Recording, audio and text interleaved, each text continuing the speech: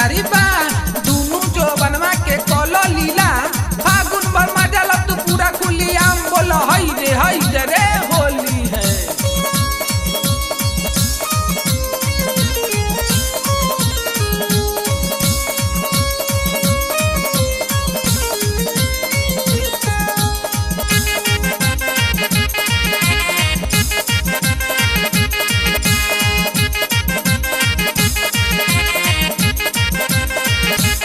एहो डराई बरसैया हो एहो डराई बरसैया हो एहो डराई बरसैया हो एहो डराई बरसैया। होली के पहले से आके ही घरवा सामान संभाल तू जगुआ हो।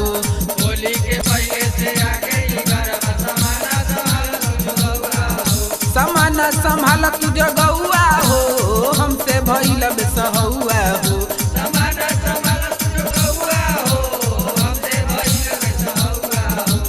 होली के पहले से आके ही घरवा सामान संभाल तू जगुआ हो।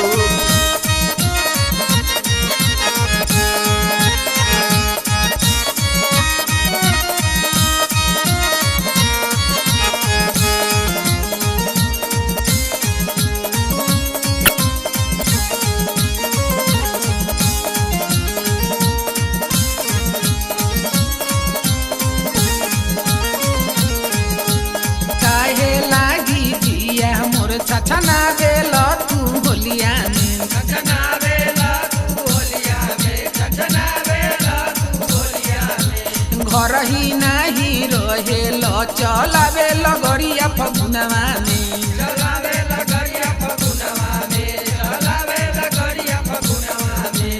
काहे लागी जिया मोर छछना बेल तू होलिया में घर ही नाही रहेल चलावे लगड़िया फगुनवा में। फागुन बर कुछ न छोहात हो कहिला बात साफ साफ हो।